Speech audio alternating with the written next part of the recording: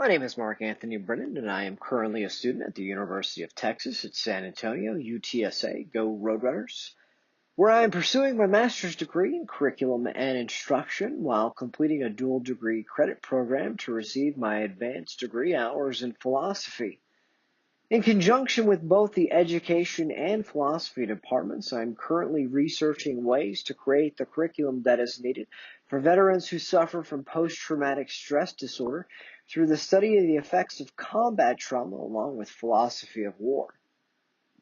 It was as an undergraduate student at UTSA where I completed my Bachelor's of Arts degree in Classical Studies and Humanities. During my time at UTSA, I found a secure connection to the theater, the theory of catharsis, and how the ancient Greeks handled post-traumatic stress disorder and collective catharsis. Aristotle himself defined catharsis in the sense of one purging and cleansing oneself of all negative emotions. Being a veteran myself, this piqued my curiosity, and I began researching ways to combine mythology with different forms of art therapies in conjunction with museum education to work collectively. These therapies could then provide a catharsis for veterans suffering from post-traumatic stress disorder. With the use of classical literature and theater as our primary source, in combination with ancient and modern-day forms of art therapies, we can help support veterans achieve a life of wholeness instead of a life of suffering. After coming up with the necessary background and ideas for the program, which I decided to call the Rowdy Healers, I began to wonder what my next step in the development of such a program was. I knew that I would need to design a curriculum and learning strategies to help veterans get the most out of such program, find a teaching style, later to learn it as a personal philosophy, but unfortunately I had no idea where to start. Knowing that I wanted to continue my education further and receive my master's degree, what better way than to combine what I want to learn to help other veterans like myself and what I'm passionate about at the same time was essentially a no-brainer for me. Fortunately for me, ILT 5003, Principles of Interdisciplinary Learning and Teaching, is a required course and part of my master's program. Being this is my first semester in graduate school, I knew this course would provide me with the fundamentals needed skills to start my research in the right direction, while giving me the different essential types of ideologies and personal philosophies I would need to be an active educator, ensuring the Rowdy Healers is developed precisely to help veterans as much as possible. First, this course had to give me the cold, hard facts and realities about what is really going on with education. And with that being said, I had no idea what the situation was when it came to diverse sociocultural backgrounds and the impacts that it had on adult learners today. I was blind and naive about the achievement gaps and the impacts this would have on education. From what ILT 5003 has taught me, and knowing that veterans from all branches of the U.S. Armed Services come from different sociocultural backgrounds, now I was curious about this impact it would have on veterans coming into the program, even before considering their psychological conditions. I now wanted to know, when presented with new information, how veterans would construct this newly found knowledge, what new skills they may be taking away, and finally, how am I to assess veterans on their progress throughout the program? Again, I was clueless to this information, and ILT 5003 provided me with necessary background information to formulate the initial curriculum ideas for the program. But before I could begin to design such curriculum, one, like myself, who is new to being an educator, must understand the basic structures of education and learning, its history, and the impact that it had early on in our past if we want to be good educators, says Golden.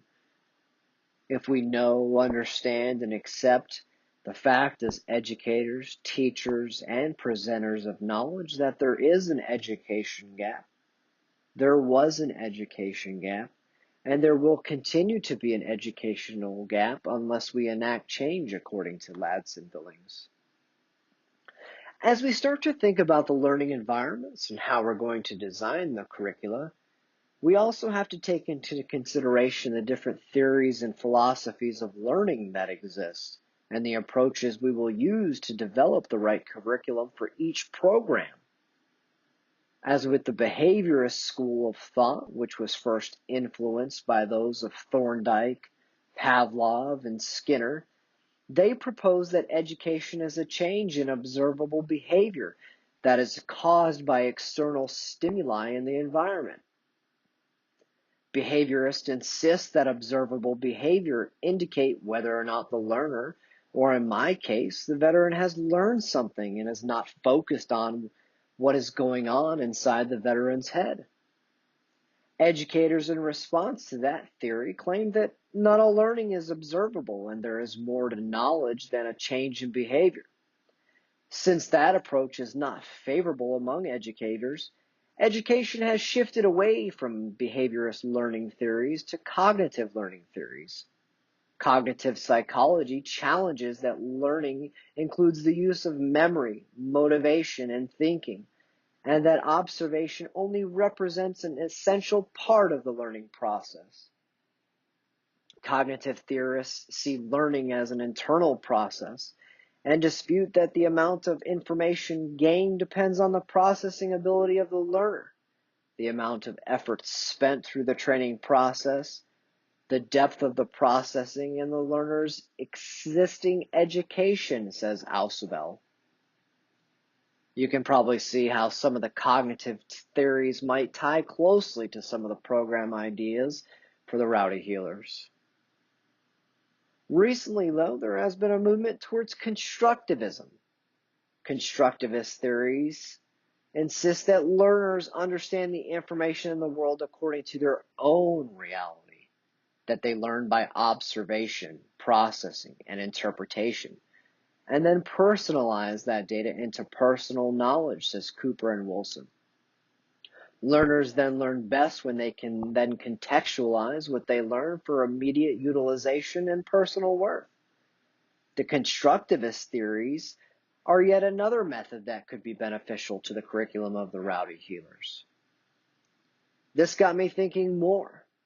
If we do a close analysis of the behaviorist, cognitivist, and constructivist schools of philosophies, we may start to see that there are many overlaps in their ideas and principles that you can start to see become apparent. As I start to plan the learning materials and curricula with a basic understanding of the theories, I've decided I'm going to include principles from all three schools of thought.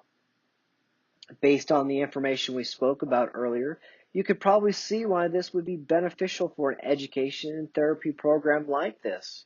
And according to Ertmer and Newby, the three schools of philosophy can be used in conjunction with one another as a taxonomy for learning. We can implement the behaviorist strategy to help veterans understand the what or our general point of the presentation or our discussion. We may implement the cognitive strategy to veterans to help explain to them how the process and the principles work, while we finally use the constructivist approach to demonstrate the higher level thinking that promotes personal meaning and connection for the veteran, including contextual learning, according to Jackany and Legal. With the veteran able to make that personal connection, they are then able to find the connection with the classical myth itself. With all three of these philosophies combined, I can now make the right curricula to ensure that the program is an overall success. Now that I know the basics about education and have formulated my personal ideology, it was yet time for another eye-opener and to accept a cold, hard truth.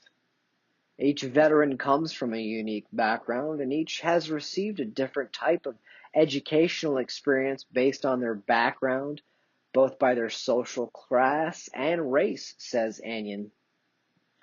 Now, knowing this information and knowing that veterans all have received different types of educational training, means that the curriculum of the program must be developed to a standard of reading and comprehension level that is fundamentally low.